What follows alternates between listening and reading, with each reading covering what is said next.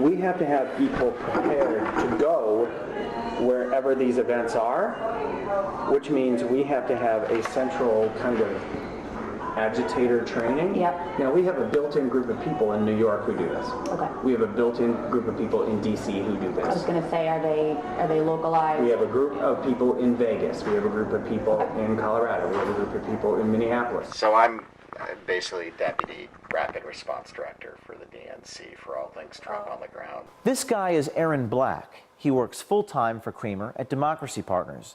He directs the spontaneous protests at Trump and Pence events.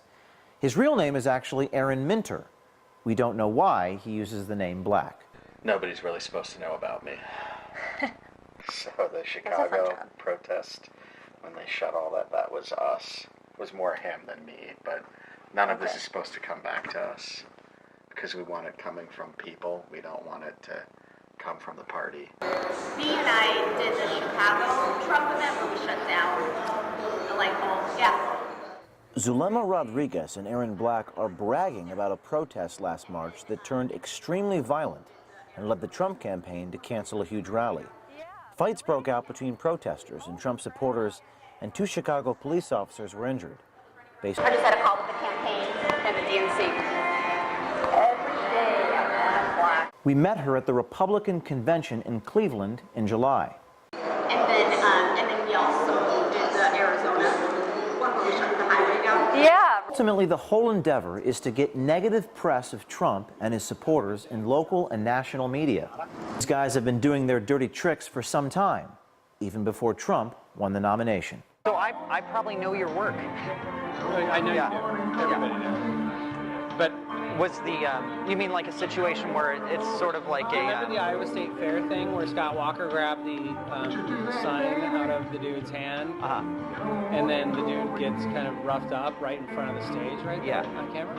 Yeah. That was all us. The guy who got roughed up is my counterpart who works for Bob. And that was like storyboarded, that him getting roughed up, We scenarioed it. So you like lent yourselves to that situation, and it happened. We not it was only a self-fulfilling prophecy. We planted multiple people in that front area around him and in the back to make sure there wasn't just a action that happened up front. There was also a reaction that happened out back. You know what I'm saying? We have mentally ill people that we pay to do shit.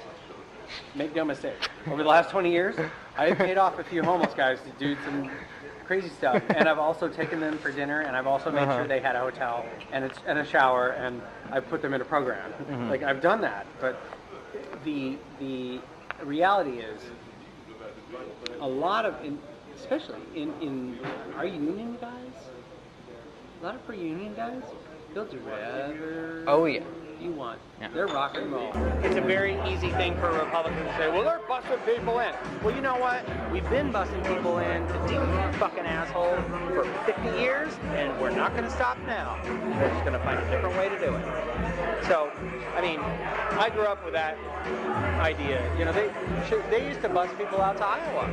If we needed people out there, we used to bus people out to Iowa. When we met Scott Fovel, he worked for People for the American Way, an organization funded in large part by George Soros. He now works for Americans United for Change. It's a nonprofit that claims to, quote, move America in a new, better direction, unquote. With guys like Fovel working for them, we wonder what direction that might be. So the people involved in that campaign to incite violence at the Trump rallies and make it look like Trump supporters were violent when in fact they had been provoked by these folks looking for a fight, say that this was in direct coordination with Hillary Clinton's camp and with the DNC. Scott Fovel, the guy caught on tape who's now been fired, said this is how it worked. The Hillary camp pays the DNC pays Democracy Partners, our group, who pays the Fovel group, and that's the group that quote executes the expletive on the ground. Hey, Do you Kelly, deny it? that contract, first of all, that contract, based on my knowledge, I became chair on July 28th. The contract that is allegedly being referred to was not signed until June of 2016. I think all that evidence is out there. Look, when you have a convicted criminal sneaking around your office with imposters that try to Are you referring to Bob Kramer, the head of Democracy Partners? No, I'm referring to Mr. O'Keefe in the instance that he has doctored some videos as he's done before. But again, going back, Mr. Kramer stepped aside. 1 second, Donna. Forgive me, because I just want to get the viewers up to speed who haven't been following this like you and I have. Okay. Bob Kramer was the head of Democracy Partners. This is one of the groups. He's now been fired. This is one of the groups that committed these acts. He's the man who was at the White House 342 times and met personally, according to the records, with President Obama in some fashion over 40 times. He's now been dismissed, but he's the one saying that there was coordination with the DNC, and this is obviously a very well-connected man. He, too, is a convicted felon, convicted for fraud. This is obviously not an honest person, and yet you were working very closely with him, the DNC.